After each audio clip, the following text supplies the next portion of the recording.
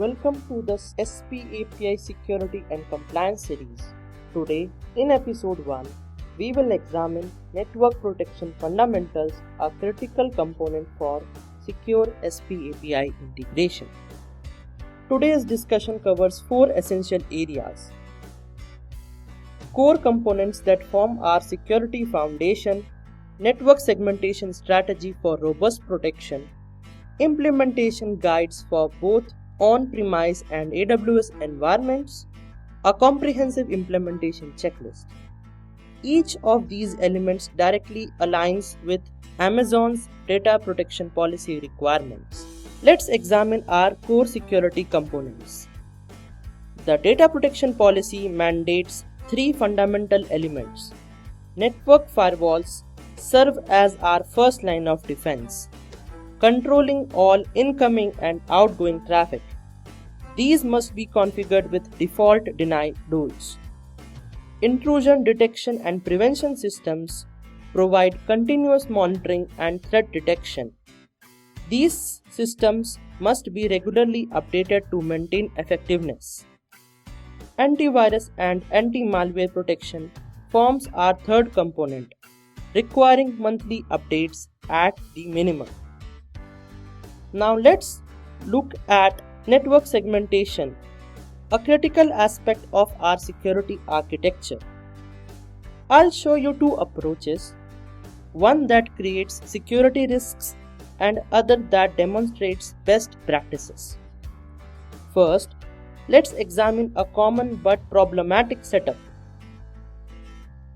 In this diagram, you can see all components residing on a single network segment.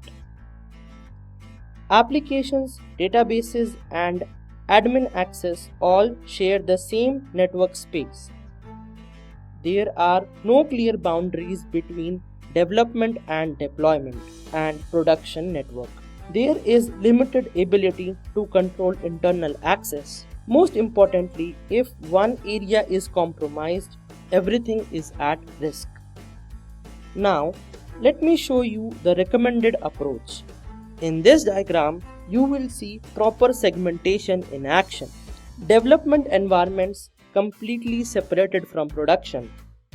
Database systems in their own isolated segments with strict access controls. Administrative access goes through dedicated secure channels. Clear network boundaries with controlled access points between segments.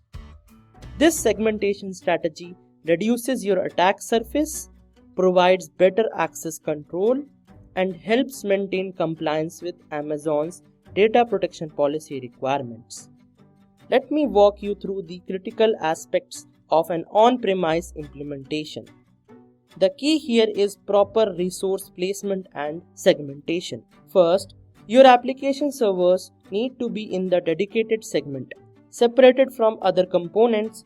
This isn't just a good practice, it's a data protection policy requirement. Your databases must be positioned in isolated secure zones. This vault should be highly restricted, having additional security controls, and should be continuously monitored. A crucial component in your network implementation is jump server. These serves as controlled gateways for administrative access. No direct access should be there for production systems. Everything must go through these jump points. For your development teams, create a separate access channel. This ensures development activities do not impact production environments. At your network boundaries, ensure to deploy firewalls and IDS/IPS systems. These are your front line of defense, which should be properly configured, regularly reviewed and updated, and actively monitored.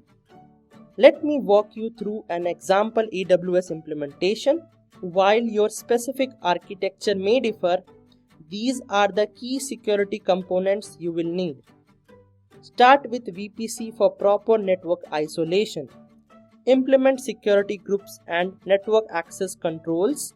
These are your AWS firewalls that configure and control traffic flow. Protect your endpoints using AWS WAF. This helps defend against common web attacks and helps you enforce rate limiting. For threat detection, deploy Amazon Guard Duty. It continuously monitors for malicious activity and unauthorized behavior. CloudWatch is essential for monitoring and alerting. Set it up to track security events and metrics. Security Hub acts as your security command center. It brings all your security alerts into one place, automates security checks, and helps you track compliance status. And don't forget Amazon Macy, especially if you're handling sensitive data. It automatically discovers and protects sensitive information in your S3 bucket and alerts you if it spots any potential data exposure risks. Before we wrap up, let's go through our essential implementation requirements.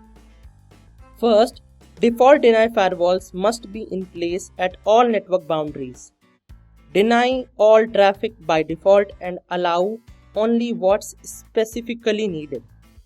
Keep your IDS IPS systems updated. Perform regular maintenance. This isn't just a good practice, it's a mandatory DPP compliance requirement. For access restrictions, you need clear documentation. Who has access to what and why? This needs to be thoroughly documented and regularly reviewed. Network segmentation ensures your environments are properly isolated. Remember those separation principles we discussed. Security training is crucial. Everyone with system access needs to complete this. It's not optional. Finally, antivirus and anti-malware protection must be installed and active on all running systems, including employee systems. Thank you for your attention to this network protection fundamental session. For more detailed implementation guidance, please consult our data protection policy documentation and Developer Central